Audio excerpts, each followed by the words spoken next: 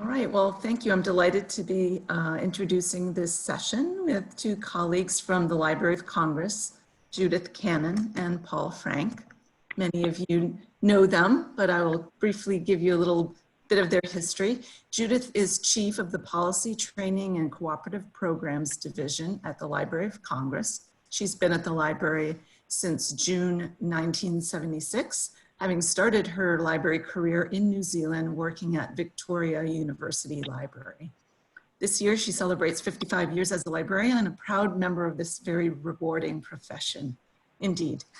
Paul Frank is a policy specialist in the Policy, Training, and Cooperative Programs Division at the Library of Congress. He represents the NACO and SACO programs as part of the PCC Secretariat.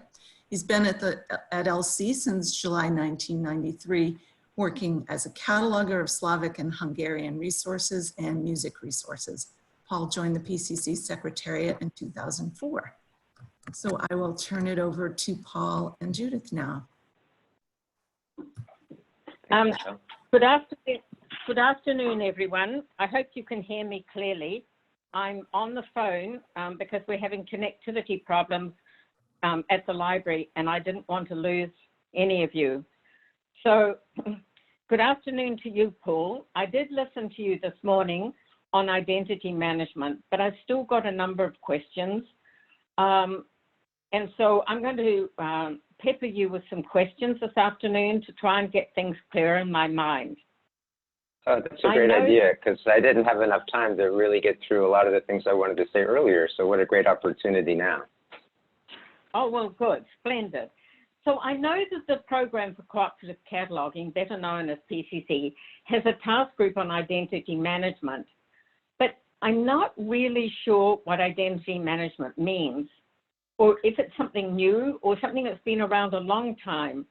And, you know, I think because of my years in the profession, I think it's been around a long time, but I think it's sort of got a new twist today.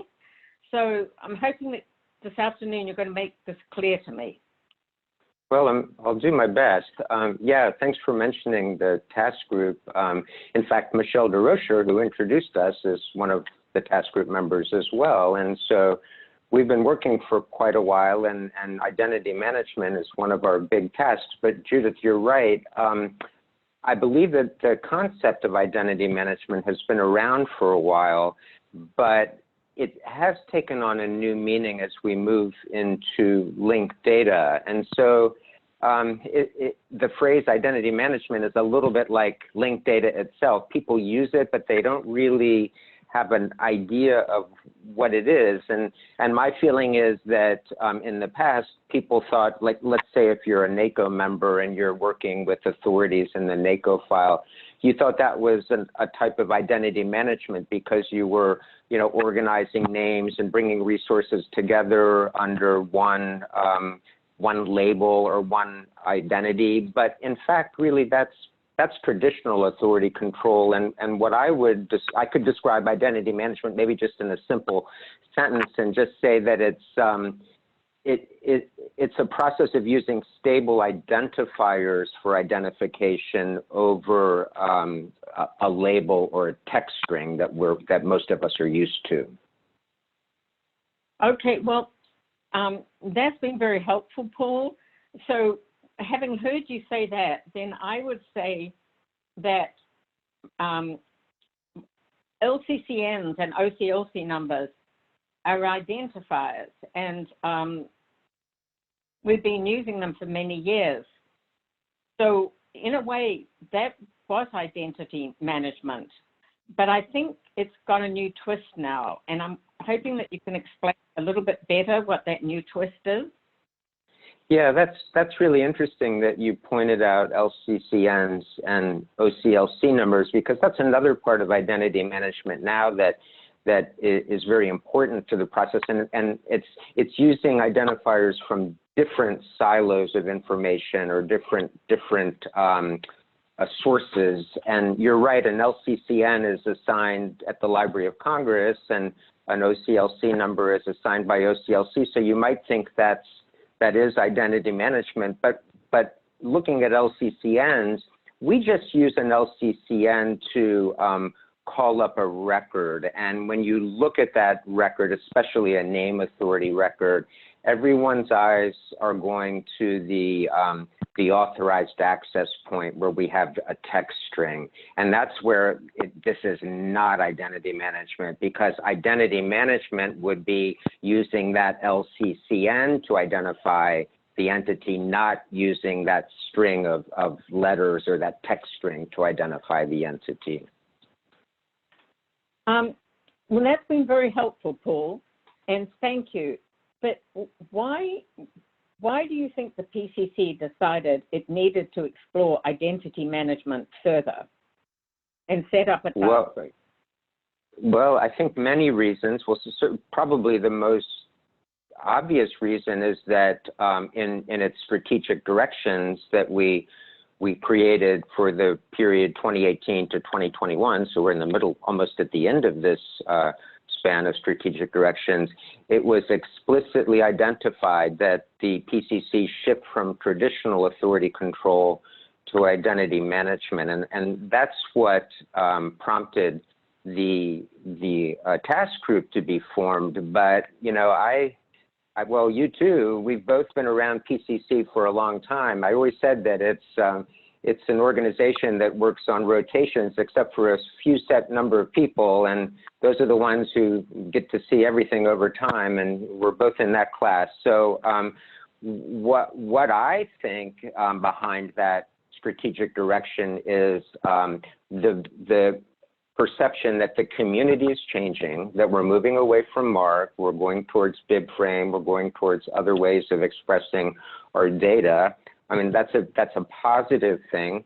But another thing that I think is not spoken, but certainly comes into play, is the amount of money that we spend in the work that we do. And this is always a delicate issue for me to talk about because, you know, I'm a cataloger and I pride myself in the work that I do, but there's no question in my mind that authority control that I do quite a bit is a very expensive part of cataloging, and cataloging in many ways is sort of under the microscope for ways to see if there are ways we can improve it, make it go better, speed it up, save some money.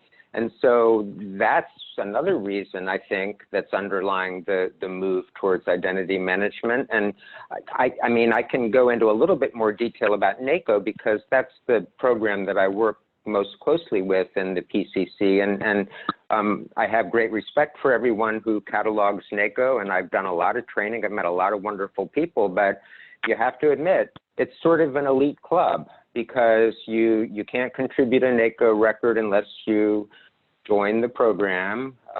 Then you have to take training, and that training is a lot of training. It used to be a week-long training in the classroom, or now I try to do it online, so I can stretch it out over 3.5 weeks, but it's still grueling no matter how you split it up.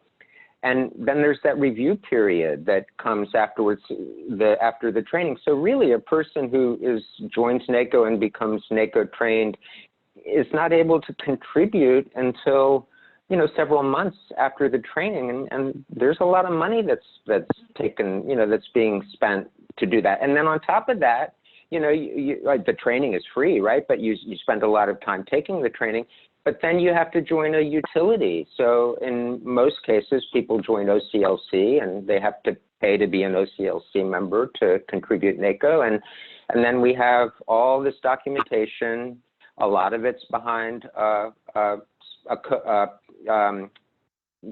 financial background. You know, you have to pay to get to the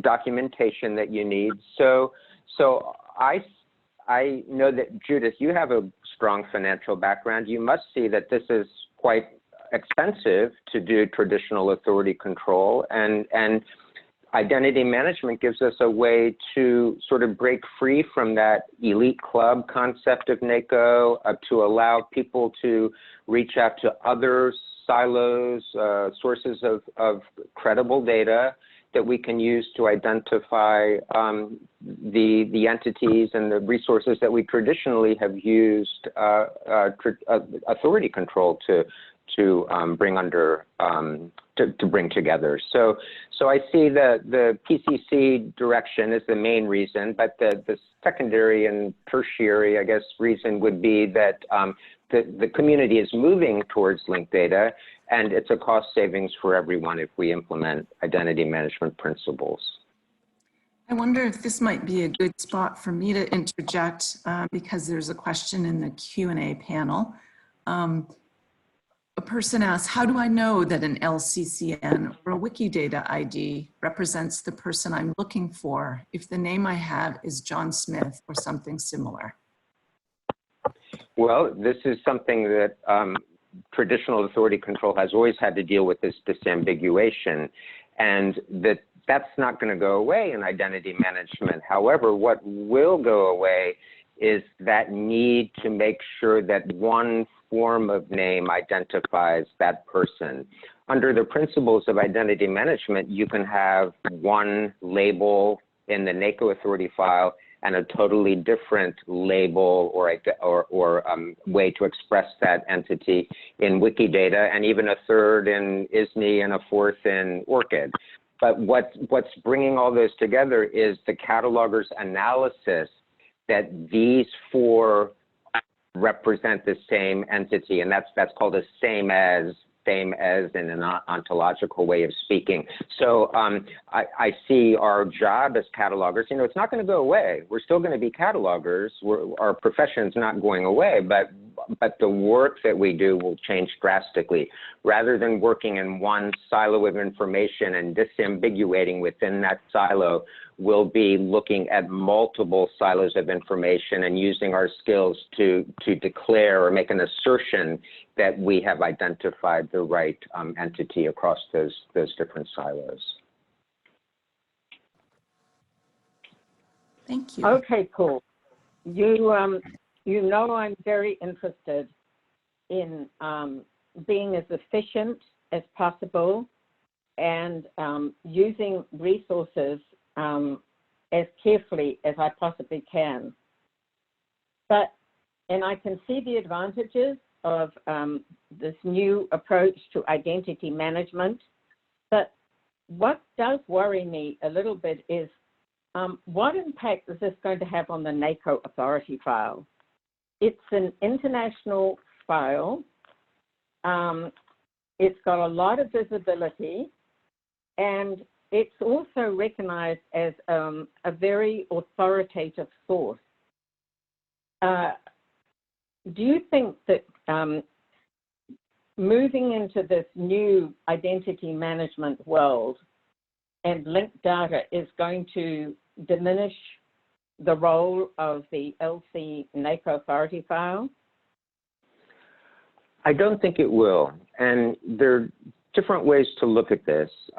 We can take two different possible workflows. Let's say that we've embraced an identity management approach to cataloging our resources now if you're a PCC member. So under the PCC banner, you're creating a bibliographic record and you want to make an access point, using traditional authority control for a label, the name of a person, say, and you search the NACO authority file and you don't see a name authority record there. So under traditional authority control, you would start, creating one, disambiguate it against everything else that's in the NACO file now, and then make that access point in the bibliographic record. And then you could say that the NACO file has improved because now you have a new authority record for this person.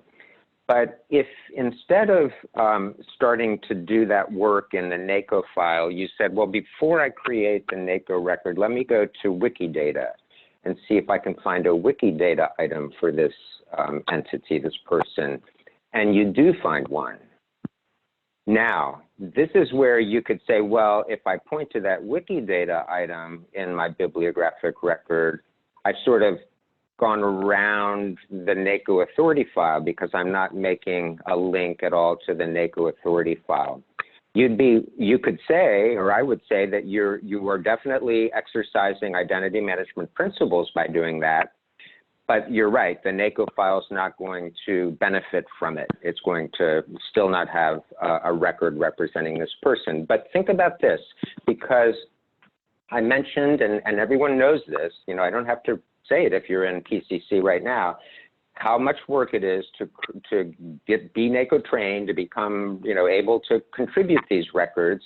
Let's say in this same situation that I described, let's take a different twist on it. If you found a Wikidata item for that person, why not let that carry the heavy weight? You know, let that be the way you identify the person, but then create a very small NACO record. And now I'm getting at this concept that we call NACO light. You know, make a very basic, like a stub record almost in the NACO file that would also link to that Wikidata item, and vice versa. Then you could add a link from the Wikidata item back to the NACO authority record. That would be really fulfilling identity management principles, because you've linked out both ways, and you've made an assertion that the Wikidata item is the one that you will use to identify this person. And generally, if you were in a Wikidata curator, or you were able to work in Wikidata, which, by the way, does not have all the hurdles that joining NACO does. Anyone can join, anyone can become a Wikidata editor. You would be able to then create a very full record in Wikidata, and Wikidata, just through machine manipulation and through the huge number of people who actually work in Wikidata, has become a hub of identifiers. So by getting that Wikidata item there and providing a link maybe to the LC record, you're helping the LC, the NACO authority file, because then other links can be added in Wikidata. This sounds very convoluted, but I think it's a big work saver for anyone who is used to doing traditional authority control. And I will go back to your comment. I'm very proud of the NACO authority file, because I sort of am an unofficial representative for that file, and we've always said that it's a very clean file. I mean, it has mistakes and errors in it, but overall, as far as large data sets goes, it's rather clean. But the numbers can sort of get confuse you, because we have over 10 million NACO records now, and everyone says, "Oh, that's huge. You know, that's a massive number of records." But Wikidata has 88 million items. Now, granted, they're not all typical NACO entities, like, you know, persons, families, corporate bodies, things like that. It's all sorts of things in Wikidata, but Wikidata has a definite size advantage over the NACO file. And then on top of that, Wikidata Wikidata has specialized communities that do the work. And we don't really have that in NACO. I mean, we can say that it's an authoritative file and it's clean and everything, but with diminishing resources, many of us are asked to be generalists and to catalog materials in languages, or, you know, create authority records for agents in languages that we don't really know. And, you know, we can't expect to be experts in everything. So Wikidata has an advantage. I don't want to be a point that Wikidata is better than the authority file, than the NACO authority file, but certainly it has advantages. And from an identity management standpoint, Wikidata is well poised to allow PCC to embrace identity management very, very quickly and easily. There's some questions cover some of these topics in the Q&A, if I could interject. Sure, yeah. Mm-hmm. There are a couple of questions related to the time it takes to create a new author's name in Wikidata. Some catalogers have found that it actually takes more time to do so in Wikidata than in NACO. And then another question that perhaps has bearing on the amount of time is catalogers would like to see examples of what a NACO light record might look like in Wikidata on which to base their work. Is that in the works? Oh, absolutely, yeah.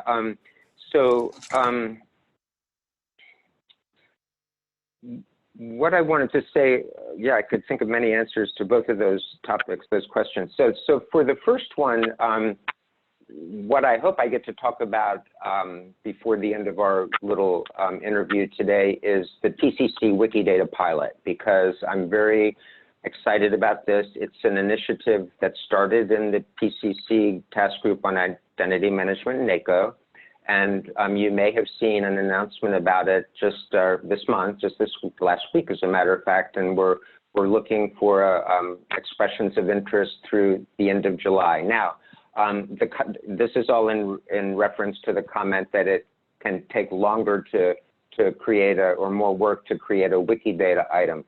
What I envision the PCC group doing, and especially if we have subgroups, which probably we will based on other PCC pilots that we've done, is coming up with a set of best practices. So in NACO, when you're working with a name, you know you have RDA core elements that have to be satisfied when you're creating the record. But then on top of that, there's all sorts of cataloger's judgment and local decisions and what I call best practices that you set at the institutional level, or perhaps if you're in a funnel, you set at the funnel level in NACO. I see the very same thing as a necessity in the Wikidata pilot, because yeah, you could spend all day or all week working on one Wikidata item. We don't really want that, but so we need to have guidelines that people will use, and they'll be very loose guidelines. They'll be tested and reviewed as they go along, but that's how this is done. You set a framework within Wikidata to satisfy the needs that we have as NACO members. Now, for the second question about the NACO Lite record, fortunately, at the Library of Congress, we are going to participate in the Wikidata pilot, and we'll be participating with members of our BibFrame pilot, LC BibFrame pilot. So this is exactly what, I'll be an informal lead for everyone in the BibFrame pilot here in the Wikidata pilot, and if we're accepted, if LC's interest is accepted, that's what I would like to do. Pilot participants who need to establish a NACO name in order to complete their cataloging, if they don't see it in the NACO authority file, I will help them create it in Wikidata, and then we will come up with local guidelines on what constitutes that minimum NACO Lite record. And there's been a lot of background work done on this minimal requirements, you know, MVP, what's the minimal viable product for a NACO record, and it could very easily come down to no more than a label, which would be the authorized access point, and a work that generates the need for that authority record, so a 670 field. We're going to have to continue to look at the disambiguation, just like we normally would, but I can envision a NACO Lite record being no more than a 1XX and a 670. For those of you who have been around in the AACR2 days, it's really no different from an AACR2 record, but there will be a link in that NACO record in the 024 field pointing directly to the Wikidata item. So Paul, do you have any thoughts about whether identity management offers any special advantages for names in non-Roman scripts? That's a question that came in the Q&A. Yeah, it definitely does. And as a matter of fact, as part of our LC pilot, you can see I've been thinking quite a bit about this and LC's involvement in the Wikidata pilot.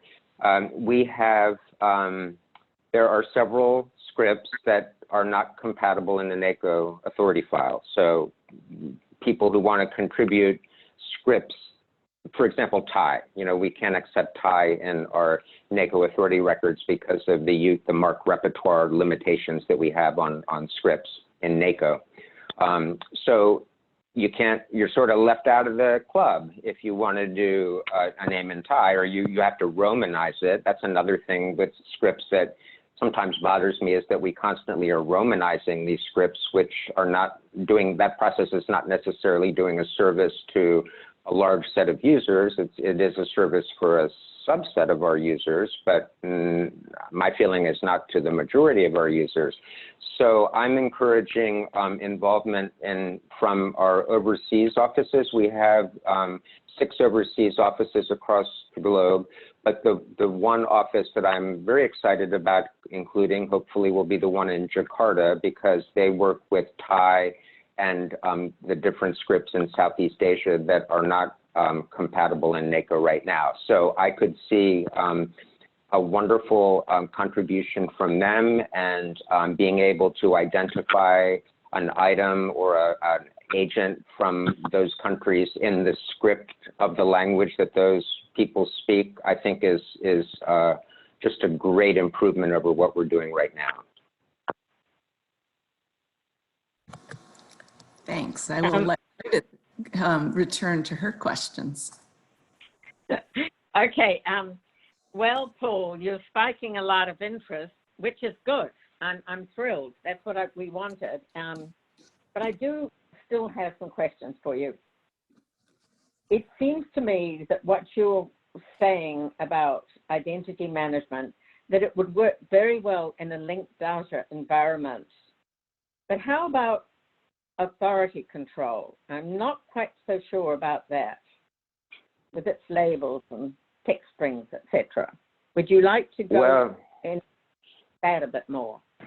I can definitely talk about that, because one of my least favorite activities, and that I spend quite a bit of time on every day, is updating access points in bibliographic records because the authorized access point for the agent has changed. So a date of death was added to an open birth date, or a date of birth was added to an open death date. I mean, ideally, we would have global update capability that would take care of these things automatically. And in fact, many vendors and data providers do have that. But for the most part, because we at the Library of Congress maintain the master file of the NACO authority file, we need to make sure that our bibliographic records are in sync with the name authority file. So it's quite a tedious process, and it involves one-by-one updates that just seem sort of archaic at this time in 2020. So if we relied more on identity management, and that link in the record and the access point of the bibliographic record was nothing more than an actionable URI for the LCCN, no matter what change was made to the authorized access point in that record, that stable identifier would remain, and that would be a way to eliminate BFM. And I think BFM is the Achilles heel of traditional authority control, because people refrain from making changes, even necessary changes. And it's in our policy too. Do not make changes unless absolutely you have to because of a horrible error. But you know, we're doing a disservice in many ways, because we're letting older headings represent entities where we really could easily update them to reflect current usage, to reflect the current situation, and not refrain from making those changes because of the legacy of keeping our bibliographic file and our authority file in sync. So with identity management, that's a no issue. It just does not happen. You don't worry about these things. All right. Then you've alluded a little bit to PCC, and I have, and I wonder, is the program for cooperative cataloging doing anything right now to advance identity management? I think they're working a bit on Wiki data, and you talked about that, but is there anything else that they're doing that is of interest? Yeah, definitely. We started last year. Again, another initiative of the PCC task group on identity management in NACO. We have a PCC URIs in MARC pilot that's underway right now. And what this is doing is taking these stable identifiers and adding them to our authority data and to our bibliographic data. So this is a push towards linked data using identity management principles. So these, there's a lot of work that led us to this point, and because most of us are still working in a MARC environment, the first thing we had to do was make sure that the correct subfields were defined for the MARC format to allow us to put these identifiers in. So there's a very long process to have these approved, and through discussion papers and proposals in the MARC community. And those came through about a year and a half ago. We got all of the fields that we needed in both, for the most part, most fields that are linked data accessible now because of these new subfields that were defined. And the PCC URI group is adding identifiers to them. Now, an interesting sort of side part of that with the pilot, the URIs and MARC pilot, is that the group that I'm working with in the authority side is doing a little bit of that work that we talked about, that I mentioned earlier when to answer a question about the difficulty of creating a Wikidata item, where I said you really need to have best practices and standards. Well, that's exactly what we're doing in the pilot for the authorities. We're deciding, how many identifiers do you need to point to from a NACO record? Do you want to try to match what Wikidata does and have maybe 30, 40, 50 identifiers for one item? Or do you simply want to treat the NACO file as sort of a spoke that points to Wikidata and let Wikidata do all the work?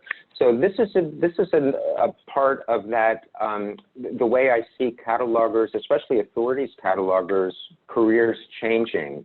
We're moving away from that traditional authority control in one silo to dealing with multiple sources and reconciling those by asserting that this is the same as this, and I'm confidently stating that. And that confidence level is what will mark PCC work in the future, the confidence that we bring to the work we do, not necessarily the fact that we have a perfectly appropriate label with no typos that identify something. We're moving to a much broader level that really will test and in an exciting way, test our ability to reconcile identities. Okay, Paul, that's been very helpful, but I still have another question for you. When you were talking about Wikidata, you talked about it as a hub, but just now, when you were referring to the NACO authority file, you talked about it as a spoke in what I assumed was the Wikidata hub. And I wondered if you could explain a little bit more to us all about hubs and spokes. Sure. Related to identity management. Sorry. Yeah. The concept is pretty easy to imagine. So if you envision, just picture a bicycle wheel where you've got that center and all the spokes pointing out to the wheel. So let's say that center, everything that's in that center hub has something pointing to it. So I'm going to say, just for the sake of our discussion right now, that let's say Wikidata becomes a hub. And it certainly is referred to as a hub because I did those of you maybe listened to the presentation a little bit earlier today that I gave on id.lock.gov, where we took one person and we discovered that in id.lock.gov there were 4 links, so we could say four spokes. But when we went to Wikidata, we saw over 65. So Wikidata pointing out to 65 different things, that's a real hub with 65 spokes. So the ID file that we're talking about with NACO is with only pointing to 4 things is like a tiny little hub. So imagine that. I mean, just think of Wikidata as being the big hub, but what comes on top of this is another layer that has to be looked at with this. It's easy to talk about a hub and something pointing out to it, but what you need to also look at is what is the function of a hub. So if Wikidata is a large hub that has 60 spokes pointing out just for one entity, one name to other things, in a sense, it's become more than just a data source. It's become a reconciliation for all of those identifiers. So Wikidata will be the place you go and you will find all of those identifiers resolving to the same entity. So once you've designated something a hub, it takes on a different meaning. Now, what brought us, one of the things that brought us to this pilot, the PCC URIs and MARC pilot, was that in the NACO authority file, we were seeing more and more identifiers being added there.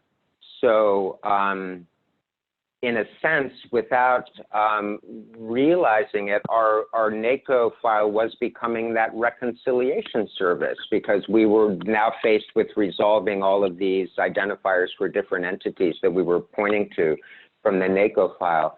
And I don't really think that's the purpose of the NACO authority file. Now, you may feel differently about it, but we've always prided ourselves on the, as Judith said, you know, the international visibility of the file. It's a relatively clean file. It does a very good job of identifying entities, but I don't really see it as being a place to go to resolve, to reconcile other identifiers for those entities. So that's the bigger part of the hub and spoke model. You have to decide, okay, well, once a hub is a hub, then it takes on that resolution, that reconciliation aspect, whereas the spokes don't necessarily need to do that. They can continue to do what they've always done, but just point to the hub.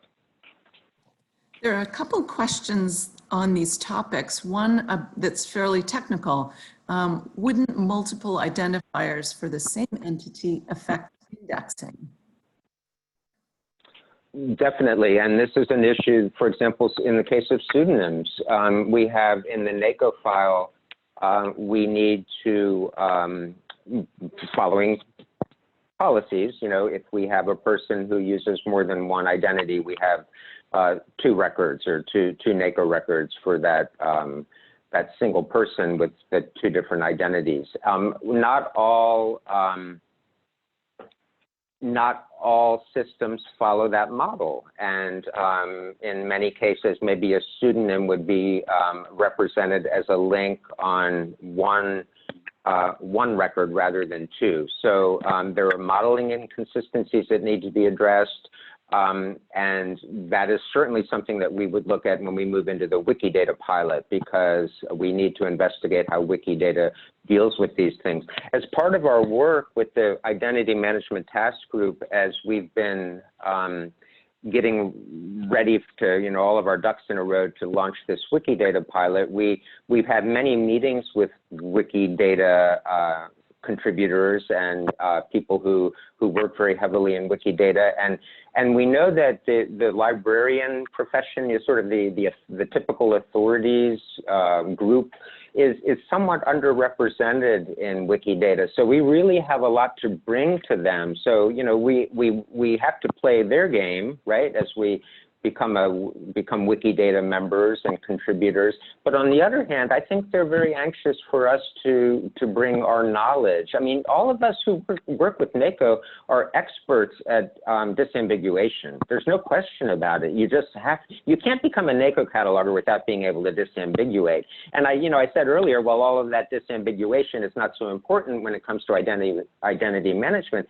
but the training behind that and the ability to analyze data Wikidata is certainly something that needs to continue. And I think once we get into Wikidata and look at this, for example, the pseudonym situation, maybe we can bring a new way of looking at it to Wikidata or to any source of data that we start working with, because we have a lot to offer, and I'm looking forward to seeing that. Now, I don't know if I actually answered that question because I just used Wikidata as an example, but I think in principle that is how we're going to have to approach this. And then another question, in part related to the finances piece that you talked about at the beginning, but also more in line with risk mitigation as the library community starts collaborating more with communities that are on platforms such as Wikidata, where the libraries are not controlling that platform. So the question is, when Wikidata disappears, all of our work will go with it. And using an example of Freebase as something that was purchased by Google and the person lost their work. Do we have a backup plan? Well, I think a good backup plan would be to have a best practice that would include that subset of links that we do in NACO authority records. So the two scenarios that I outlined earlier, one, I said, well, you don't even create a NACO record, you just let Wikidata serve to identify the identity or the entity. But my corollary on that, which is the approach we're going to take in the BibFrame participants here as we get involved with Wikidata, is to create that NACO light record. Now, that might be the answer to this, because the NACO file is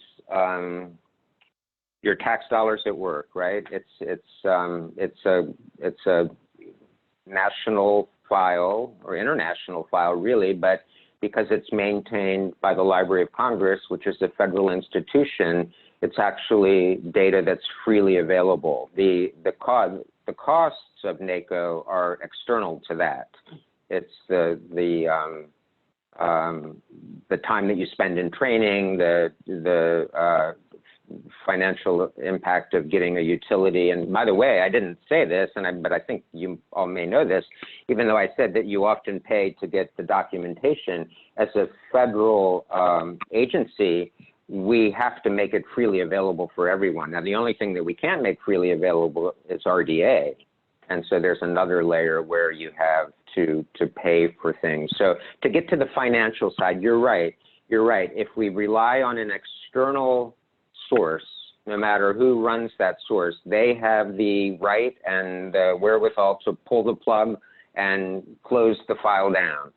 So I think having that NACO light record is a way to sort of prevent that from happening, but we're going to have to look at it in greater detail. My observation over the years is that, and this is where Judith has been a wonderful teacher to me in my career, is that unfortunately, as catalogers, we don't necessarily look at the financial side of things. We think that, oh, this is all free, we're making information available, it's freely available, the world is going to benefit from it, but there are people with money behind all of this. And so right now we're in sort of a protected area with the NACO file. And you're right, when we move into trusting external sources, there's a lot of risk there, but I do think that the risk is worth taking in terms of the benefit down the road. That is a great sentiment, perhaps for us to wind down. I see we're almost at time. Judith, did you have any final question for Paul that you wanted to use as a wrap up for this session? Not really. I just want to say that Paul's alluded to this, and that's the Wikidata pilot, and the Library of Congress wants to participate in the program for cooperative Wikidata pilot. I found this extremely helpful. I hope other people do, because I think we throw identity management and other things around very freely and without making sure that everyone's on the same page. And I've certainly enjoyed listening to Paul, and I hope everyone else has. And thank you, Paul, and thank you to the listeners, and thank you for organizing this. And Christine, it's really wonderful what you've done with this LD4 conference. Really amazing. So thank you. I want to thank Judith also. Yeah, first, Judith also served on the program committee, and we really, really appreciate her presence there. Thank you, Judith and Paul.